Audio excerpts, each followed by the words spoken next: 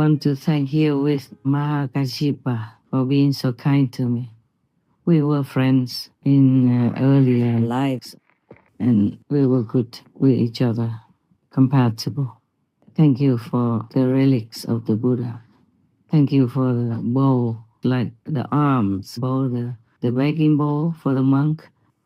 But in our time, Mahākāśyapa should understand, the Buddha also understands that it's very difficult to go out begging, especially for a woman. And I'm not that young anymore. So I just eat one meal a day in the house, and I have to do so much work, homework, inside, outside. So if I keep going out and baking and coming back, I don't think it'd be convenient for me. Even though I would love that free life so very, very, very much. Even just to eat one meal, cooking and washing, I feel already it's a lot of work for me. And you have to clean your house, you have to clean floor, wash the blankets and the clothes, and then wash the dishes after cooking, and wash the kitchen and utensils and all that. I feel it's too much work already. I wish God would allow me to be breatharian again. It's more convenient, but still, I cannot. I'm not allowed to. I still feel very sorry that I can't be breatharian, because it was so good when I was breatharian. I felt like I was walking on the cloud, and everything felt light. Everything felt like no worry, even nobody involved, nothing you should worry about, nothing you fear. Because you have nothing. And if you even don't eat, don't drink, you really have nothing to fear at all. You have nothing to lose. It was absolutely a very, very, very beautiful feeling. And now even eating once a day, oftentimes I also don't taste anything. Sometimes I feel a little appetite or even hunger, but rarely does the food taste any good. Maybe because when you cook for yourself, it doesn't taste very good. If somebody else cooks for you, then maybe it tastes good. I remember I loved food. I loved food so much before. And I always had a kind of small party in my little kitchen.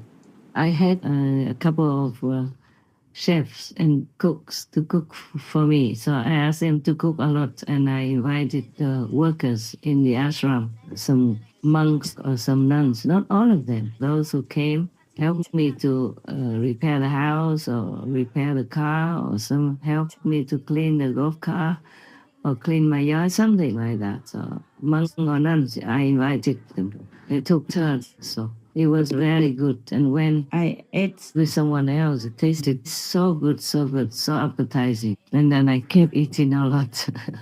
But then later I preferred to eat once a day and less, because even if you like to, you shouldn't eat so much. I mean me, not you, okay? Please, do what you want with your life. It's your life. As long as you don't harm anyone, and as long as you're vegan, I'm happy already. But if you want to try to have less and less pain, invisible pain even from plants, trees or flowers in your house, then you can try a little bit at a time till you get used to it. See, if your body accepts you have it, don't cut everything off all at once like the way I did when I became breatharian.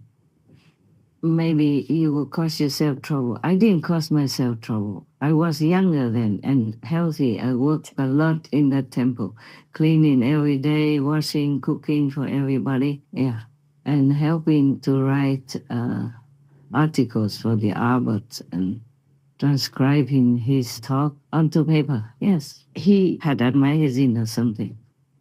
Before that, I had met a Watarian nun before, I told you, in Miaoli.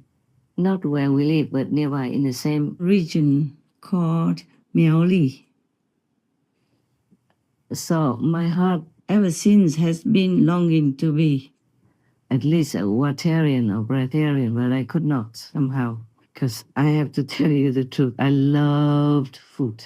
I remember a long time ago, The Buddha told me that he became Buddha before I would, because I love food too much and ate a lot. I still do though, even though not as much as before. Usually before I lived with people or in the temple, a lot of people come and eat together, so that makes you have even more appetite. And when I was in Seoul, Taiwan also, I invited people to come eat with me. So the more people with you, the more appetite you have and the more you eat.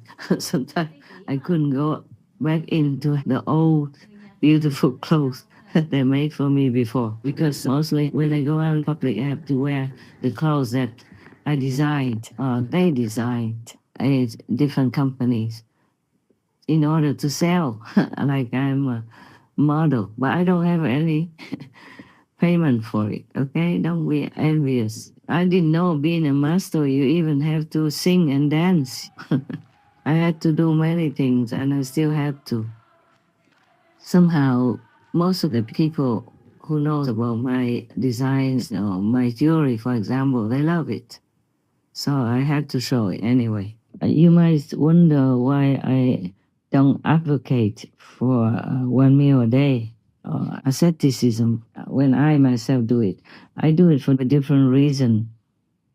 I told heaven that if I eat once a day, while normally I could eat 3 times a day, that whatever meal I don't eat could be given to other souls. And even if you don't meet those hungry people or maybe hungry ghosts, if you have spare in your mind, then the food will go to them in the different delivery. They don't necessarily see that I share my meal with them, but because of the vow, they will get it. But I'm just trying to bring home to you, don't punish your body. 1 meal a day won't make you liberated and won't make you enlightened, because it has to be transmitted by an enlightened master, just like a candle. Pass on the light to the next candle, and both will be brightened like that. But without that lighted candle, the other candle will not be bright. There has to be another fire instrument somewhere, like a candle, fire, a lighter, or even burning gas on the stove.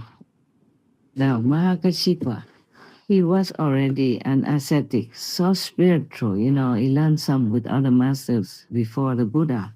So how come he still had to find the Buddha in order to realize his holy position as an arhat in a short time? Why did he have to do that? Huh? Why? Because he knows you have to have a guide, you have to have an expert, you have to have this master who transmits the way to you with the master energy attached to it, in the beginning at least, to help you to go back into the inside realm where you belong. Yeah, and then slowly you walk home from the inside realm. If you don't have a master, a living master, a living teacher, then no matter what you do, you can say 99% is not fruitful. Even if you can achieve some meditative power like a seer or some yogic power or something, it's not complete liberation, it's not Buddhahood. You will be reborn again on earth, and then God knows if you can still continue to control your life in virtue, morals, and beauty or not. Without a real transmission of inner power to you, to open your own power, it's a very slim chance that you could enlighten yourself and reach liberation, or if learning some other method that is not suitable, that is not the ultimate.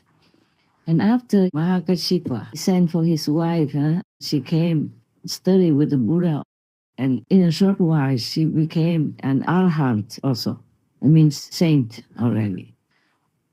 During the Buddha's time, Sometimes the Buddha just talked to somebody, or they came and talked to him, and the Buddha explained to him, expounded to him the truth, and then that person became enlightened and attained some level after meeting and talking to the Buddha.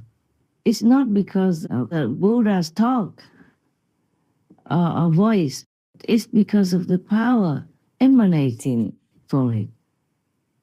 And also that the Buddha will teach that person a method to practice. Maybe light and sound method, the way you are practicing. So it is not like you can just repeat or learn from somebody else, second or third hand from the Buddha. That means produced from the Buddha's teaching, and then you can be enlightened. You see, it has to be a living teacher. And many other monks also, like Ananda and other persons, they have to be under the Buddha's merciful guidance with tremendous power from within the Buddha himself.